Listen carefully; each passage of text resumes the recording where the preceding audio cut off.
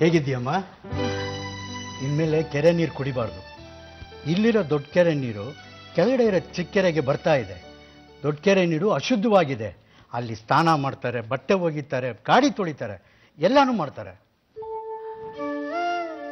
ಗೊತ್ತಾಯ್ತಾ ಡಾಕ್ಟ್ರೆ? ಇವಳನ್ನ ಮನೆಗೆ ಕರ್ಕೊಂಡು ಹೋಗ್ಬೋದಾ? ಖಂಡಿತ ಡಿಸ್ಚಾರ್ಜ್ ಮಾಡ್ತೀನಿ.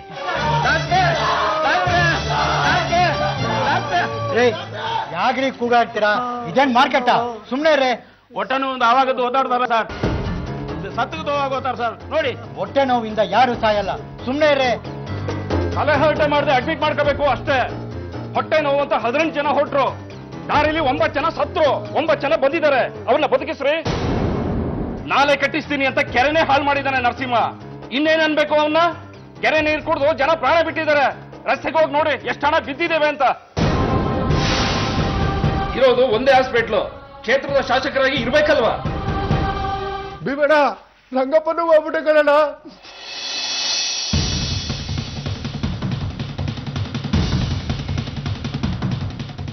ಸ್ಮಶಾನ ಮಾಡ್ಬಿಡಿ ಊರ್ನ. ಇನ್ನೊಂದು ಗಂಟೆಯಲ್ಲಿ ನರಸಿಂಹರಾವ್ ಇಲ್ಲಿ ಇರ್ಬೇಕು.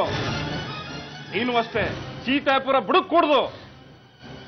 ನೀನಿಲ್ಲಿದ್ರೆ ನರಸಿಂಹರಾವ್ ಬರ್ತಾನೆ. ನೀನೇನಾದ್ರೂ ಬೆಂಗಳೂರಿಗೆ ಹೋದ್ರೆ ನಿನ್ನ ಮನೆಗೆ ಬೆಂಕಿ ಹಾಕಿ ಸುಟ್ಟು ಹಾಕ್ಬಿಡ್ತೀವಿ. ನಡೀರ. ಈ ಅವಕಾಶನ ಉಪಯೋಗಿಸ್ಕೊಂಡು ಸೀತಾಪುರದಲ್ಲಿ ನಾನು ಎಲ್ರಿಗೂ ಬೇಕಾದವನು, ಆಪದ್ಬಾಂಧವ ಅನ್ಸ್ಕೊಂಡ್ ಬಿಡ್ಬೇಕು. ಅಣ್ಣ, ಈಗಾಗಲೇ 15 ಜನ ಸತ್ತವ್ರೆ. ಊರು ಬೇರೆ ಸ್ಮಶಾನ ಕುಂತೈತೆ. ಈ ಸಮಯದಲ್ಲಿ ನೀವ್ ಹೆಂಗಣ ಹೀರೋ ಆಯ್ತೀರಾ? ಸತ್ತಿರೋರೆಲ್ಲ ನರಸಿಂಹರಾವ್ಗೆ ವೋಟ್ ಹಾಕಿದ್ದಾರೆ. ಸತ್ರೆ ಸಾಲಿ ಅಂತ ನರಸಿಂಹರಾವ್ ಕೂತಿದ್ದಾನೆ. ಸತ್ತಿರೋದಲ್ಲ, ನರಸಿಂಹರಾವ್ ಬರ್ದೇ ಇರೋದೇ ದೊಡ್ಡ ದುರಂತ ಅಂತ ಜನಗಳಲ್ಲಿ ಮೂಡಿಸಬೇಕು. ಜನಗಳು ದೊಂಬಿ ಹೇಳಬೇಕು, ದಂಗೆ ಆಗ್ಬೇಕು, ನರಸಿಂಹರಾವ್ ವಿರುದ್ಧ ರೊಚ್ಚಿಗೆ ಹೇಳಬೇಕು. ಹಂಗೂ ಮಾಡ್ತೀನಿ. ಹಲೋ ಹಲೋ ಹಲೋ, ನಾಣಿ ಅಣ್ಣ ಇಲ್ಲಿ. ಎಲ್ಲಯ್ಯ ನರಸಿಂಹರಾವ್? ಸೀತಾಪುರದಲ್ಲಿ ಜನಗಳ ಸಂಖ್ಯೆ ಕಮ್ಮಿಯಾಗಿ ಹೆಣಗಳ ಸಂಖ್ಯೆ ಜಾಸ್ತಿ ಆಗಿದೆ. ನೀರಾವರಿ ಸಚಿವ ನರಸಿಂಹರಾವ್ ಇನ್ನೂ ಬಂದಿಲ್ಲ. ಕೆರೆ ನೀರು ಕುಡಿದು ಸ್ಕೂಲ್ಗೆ ಹೋಗೋ ಮಕ್ಕಳಿಂದ ಹಿಡಿದು ನೆನ್ನೆ ಮೊನ್ನೆ ಮದುವೆ ಆದರಲ್ಲೇ ಹೆಣಗಳಾಗಿ ಹೋಗ್ತಾ ಇದ್ದಾರೆ. ಯಾರನ್ನ ಕೇಳ್ಬೇಕು ನಾವು? ಅದಕ್ಕೆ ನೀನು ಸಾವಿತ್ರಿ ಮನೆಗೆ ಜನಗಳನ್ನ ಮುಚ್ಚಿ ದೊಂಬಿ ಮಾಡಿಸ್ತಾ ಇದೀಯಾ? ನೋಡು ಭೀಮಣ್ಣ, ಇದೆಲ್ಲ ಚೆನ್ನಾಗಿರಲ್ಲ. ಸರ್ಕಾರಕ್ಕೆ ಏನ್ ಮಾಡಬೇಕು ಅಂತ ಗೊತ್ತಿದೆ. ನೀನು ಅಲ್ಲಿ ಜನಗಳ ದಾರಿ ತಪ್ಪಿಸ್ಬೇಡ. ನಾನೇ ಯಾಕೋ ದಾರಿ ತಪ್ಪಿಸ್ಲಿ? ಅವರೇ ಕೈಲಾಸಕ್ಕೆ ದಾರಿ ಹಿಡಿತಾ ಇದ್ದಾರೆ. ಹೊರಹಾಕ್ರು.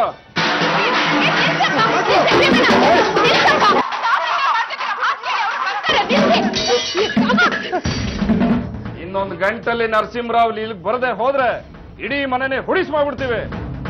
ಭೀಮಣ್ಣ, ನನ್ ಮಾತು ಕೇಳು. ಹಲೋ ಅಣ್ಣ, ನಾನು ನಾಣಿ ಮಾತಾಡ್ತಾ ಇದ್ದೀನಿ. ಅಣ್ಣ, ಸೀತಾಪುರದಲ್ಲಿ ಒಂದು ದೊಡ್ಡ ಅನಾಹುತ ಆಗೋಗಿದೆ ಅಣ್ಣ. ಊರಿನ ಜನ ಎಲ್ಲ ಸಾವಿತ್ರಿ ಮನೆ ನುಗ್ಗಿ ದಾಂಧಲೆ ಮಾಡ್ಬಿಟ್ಟಿದ್ದಾರೆ ಅಣ್ಣ. ಹೂ ಅಣ್ಣ, ಹೌದು ಅಣ್ಣ. ಬಂದ ಕಳ್ಳ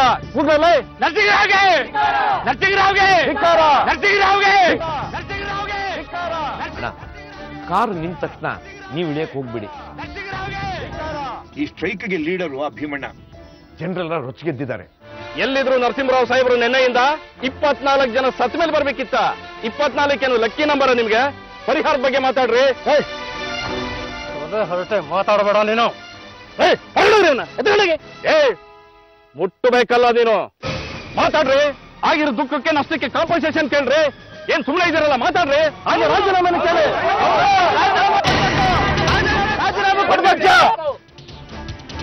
ನೋಡು ಭೀಮ, ರಿಪೋರ್ಟ್ ಬರಬೇಕು, ಪರಿಸ್ಥಿತಿನ ಗಮನಿಸಬೇಕು.